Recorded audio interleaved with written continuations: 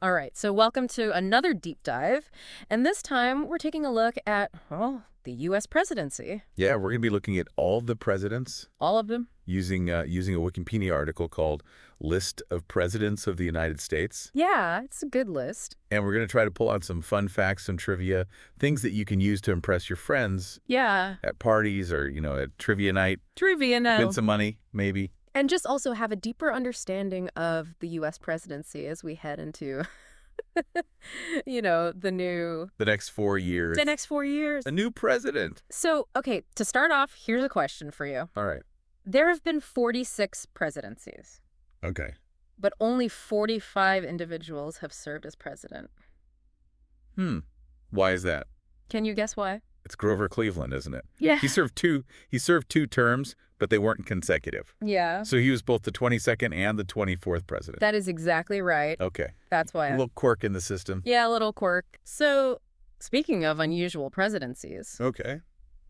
let's talk about William Henry Harrison. Oh, yeah. He holds a bit of an unfortunate record. Yeah, poor William Henry Harrison. He gave this really, really long inaugural address. On a cold day. On a freezing cold day outside. Mm-hmm. And he caught a chill. Caught a chill and He died 31 days into his term. 31 days. Yeah. So he's got the shortest presidency. The shortest presidency ever. On the other end of the spectrum, we have Franklin Delano Roosevelt. FDR. Who served over 12 years. 4 terms. Yeah. Wow. 4 terms. That's unheard of now. Yeah, it's unheard of. I mean... And rightfully so. Yeah, you can't do that anymore. No, because that is why we have the 22nd Amendment. Exactly. Which limits presidents to 2 terms. That's right, 2 terms. That came about because of FDR. Yeah, I mean, it makes sense. You don't want someone to be in power for too long. You don't want to have like a king or something. Right. Yeah. Yeah, no more king. No more kings. So we've talked about the shortest presidency, the longest presidency. Right. Let's talk about, presidential deaths in office. Okay. So we've got 4 presidents who died from natural causes while in office. Okay. William Henry Harrison, of course. Yeah. Zachary Taylor. Okay. Warren G. Harding. Mm-hmm. And then, of course, FDR. Right. Yeah. It's a tough job, I guess. It's a tough job. Takes its toll on you. And then, of course, we have the 4 presidents who were assassinated. Right. While in office. Lincoln. Garfield. Uh-huh. McKinley. Yeah. And Kennedy. Yes. Yeah, and it's interesting to think about how each of those events really shook the nation, but also had like these ripple effects on policy and on just public sentiment, Yeah, absolutely. I mean, course of history. It's a big deal when something like that happens. Yeah, absolutely. And then, of course, we've got Richard Nixon, the only president to resign from office. Oh, yeah, the Watergate scandal. Watergate, yeah, it was a whole thing. Yeah, facing impeachment, he decided to resign instead. Yeah, rather than be removed from office. So speaking of presidential power, okay, I'm kind of curious about what happens when a president dies in office.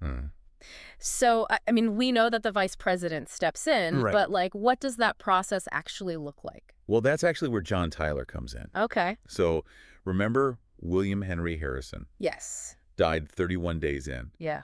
Well, his vice president, John Tyler, basically said, hey, I'm the president now. Really? Not just keeping the seat warm. Yeah. I'm the president. And that set the precedent for the vice president to actually take over. So he wasn't just like an acting president. Right. He was the president. He was the president, yeah. Wow. It's kind of a big deal. That is a big deal, yeah. So, okay, let's talk about political parties. They seem so integral to American politics. Yeah. But here's the thing.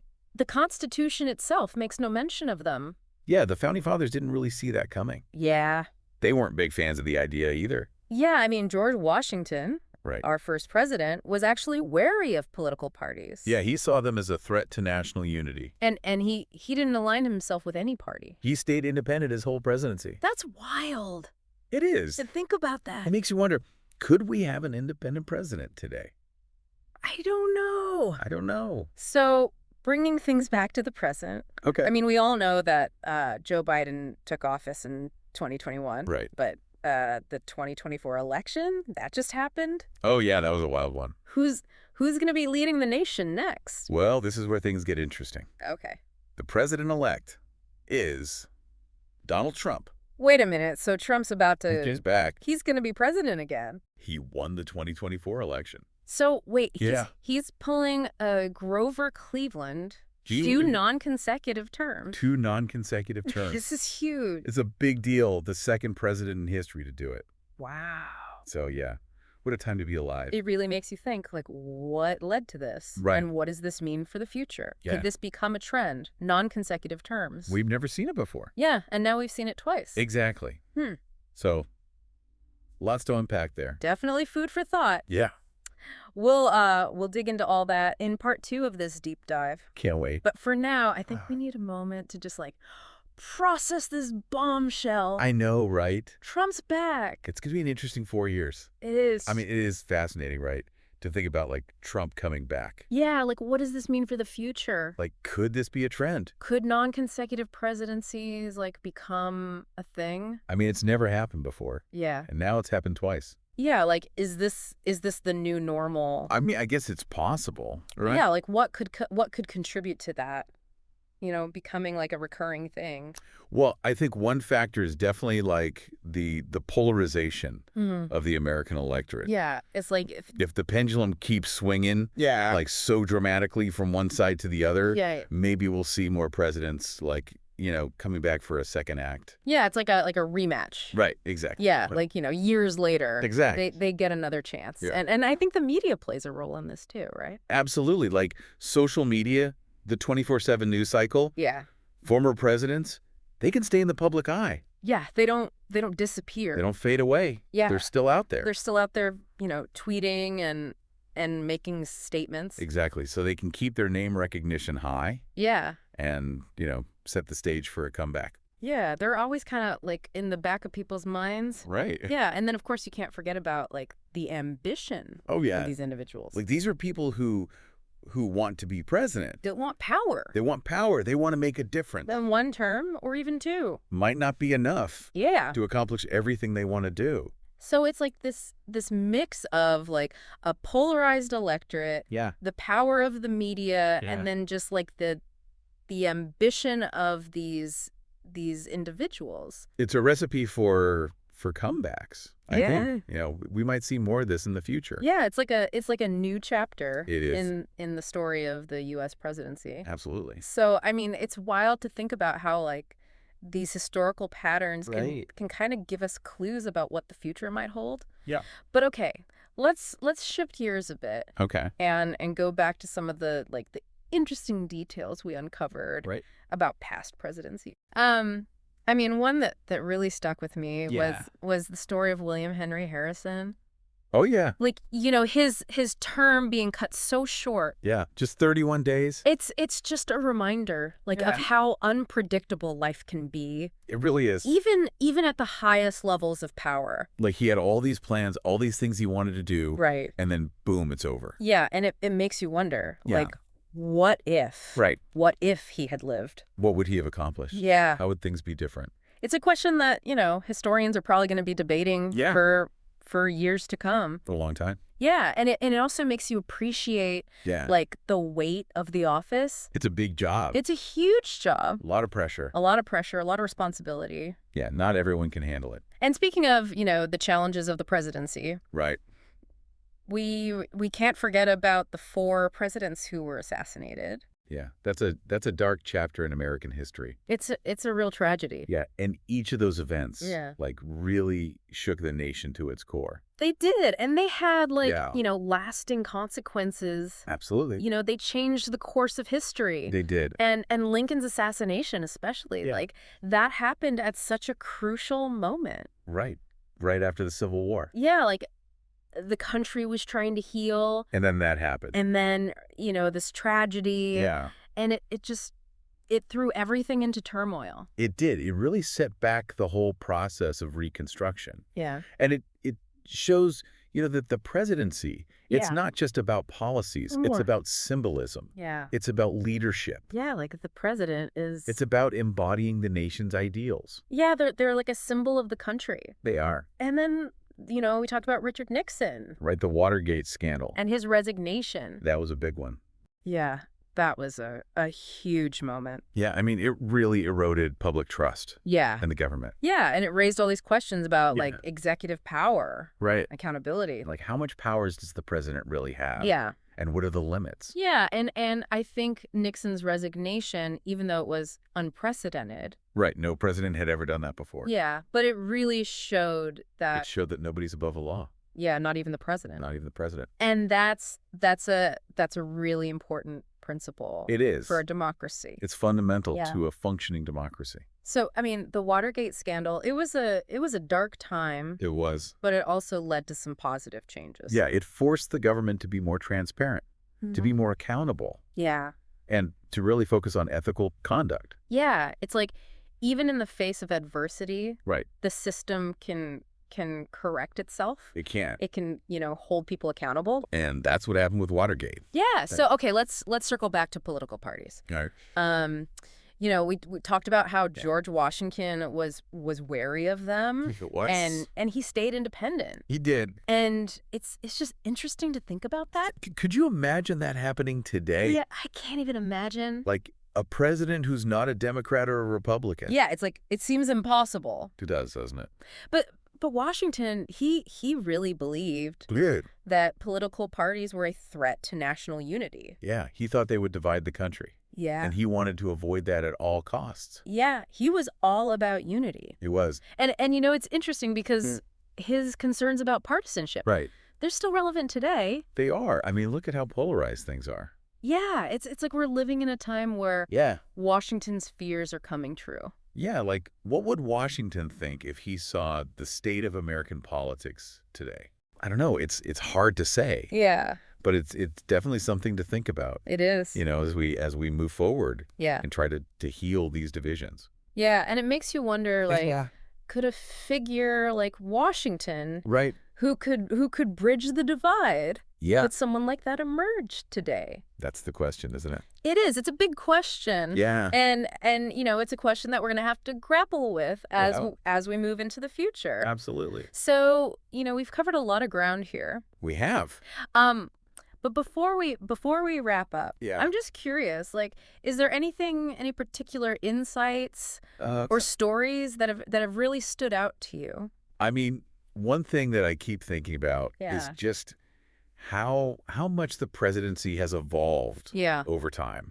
It's not a static institution. It's not. It's constantly changing. It's a living, breathing thing. Yeah. It's shaped by the people who hold the office. Yeah. And by the times in which they serve. Yeah, and I think that's what makes it so fascinating. It is. To study, because it's always changing. There's always something new to discover. Yeah, there's always some new, like, twist or turn. Right, exactly. Or some historical parallel that you can draw. Absolutely. And it's that evolution, that constant change that makes it so interesting to me. I agree. So, okay, as we kind of wrap up this exploration. Right. Let's turn our attention to the future. Okay. Like, what might the presidency look like in the years to come? That's a great question. What challenges and opportunities await those who hold this office? I mean, it's hard to say for sure. The future is always uncertain. It is. But I think it's safe to say that the presidency is going to be shaped by the challenges that we face as a society. Yeah, like climate change. Economic inequality. Solarization. Yeah, all of that. Yeah. And the presidents of the future. Yeah. They're going to have to be ready to deal with those challenges. You're going to need to be, like, really wise. They will. And courageous. Yeah. And have, like, real leadership skills to guide the nation through these turbulent times. It's not going to be easy. No, it's not going to be easy at all. But I think the presidency, it's still a beacon of hope. Yeah. It's a symbol of democracy. Yeah. And it represents the power of the people to choose their leaders and to shape their own destiny. And as we move forward into this new era with all its challenges and opportunities, the presidency is going to keep evolving. It will. It's going to keep changing. It has to. Yeah. To reflect the changing face of America. And it's amazing to think about. Yeah. Like, all of this came from this Wikipedia article. Right, just a list of presidents. Yeah, a list of names and dates. That's all it is. But it's a gateway. It is. To all these stories and triumphs and tragedies. And all the turning points in American history. It's amazing how much history is packed into this simple list. It's really incredible. And it's a reminder that history is not just a collection of facts. It's not. It's a story. It's a story. It's a living tapestry. Yeah. Woven from the lives of the people who came before us. And each president adds their own thread to that tapestry. And it's that story, that tapestry that makes history so captivating. So interesting. And so inspiring. Absolutely. So as we come to the end of this deep dive, I just want to encourage everyone to keep exploring this topic. Learning. Yeah. Delve deeper into the lives of the presidents that interest you. Read their biographies. Yeah. Watch documentaries. Yeah. Uncover those hidden stories. Yeah, the controversies. The things that they don't teach you in school. Yeah. And draw your own connections. Right. Make your own conclusions. Yeah, because the more we understand the past, the better equipped we are to navigate the present. Absolutely. And to shape the future. And who knows, maybe you'll find some presidential trivia that we haven't even talked about. Yeah. There's always more to learn. Always more to learn, so keep digging, keep questioning. Keep that curiosity alive. And keep that thirst for knowledge. Because the world of presidential history, it's vast and it's endlessly fascinating. It is. It really is. It really is a time of, like, great uncertainty. Yeah. But also a time of, like, immense possibility. Yeah. Like the decisions that future presidents make, they're going to have, like, huge consequences. Yeah. It's a lot of responsibility. It is. Like, they're going to shape, like, the course of history for generations. Yeah. No pressure. Yeah. No pressure at all. But I think even with all that uncertainty. Like, one thing is clear. The U.S. presidency. Right. It's still like a symbol of, like, hope and of democratic ideal. Yeah, it represents, like, the power of the people. To choose their leaders and to shape their destiny. And to determine their own future. Yeah. So as we move forward, into this new era. Yeah, with all its challenges. All the challenges. All the opportunities. The opportunities. The presidency is going to continue to evolve. It will. It has to, right? It has to adapt. Yeah. To reflect the changing face of America.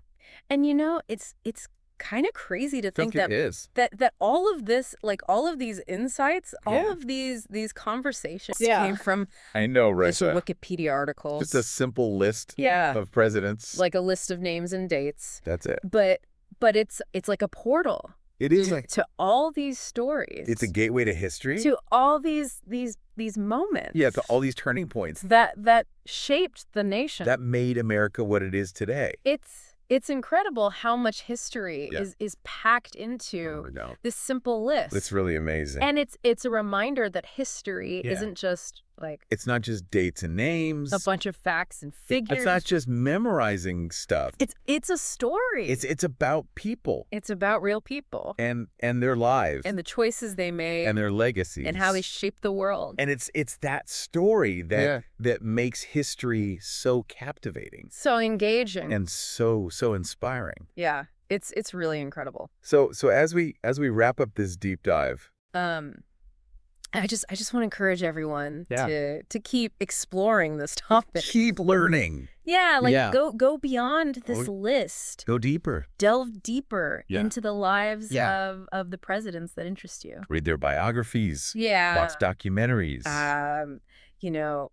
Uncover those hidden stories. The controversies. Yeah. The things that they don't teach you in school. Yeah, like draw your own connections. Make your own conclusions. Yeah. Don't just take our word for it. Yeah, do your own research. Right. Because the more we understand the past, the better equipped we are.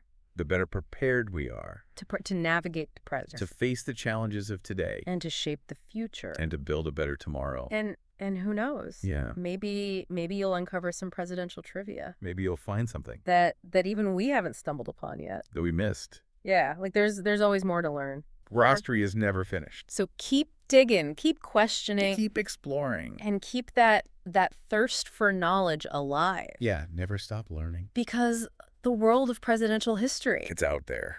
It's it's vast and it's endlessly fascinating. And it's waiting for you. And on that note, we'll wrap up this deep dive into the U.S. presidency. The U.S. presidency. Yeah. I hope you've enjoyed. I hope you learned something. This whirlwind tour of fascinating facts. Of intriguing insights. And maybe a few surprises along the way. And I hope you'll join us again. I hope so. For another deep dive. Yeah, come back soon. Into a topic. We'll have another deep dive for you. That sparks your curiosity. Yeah, until then. Happy exploring. Happy exploring, everyone.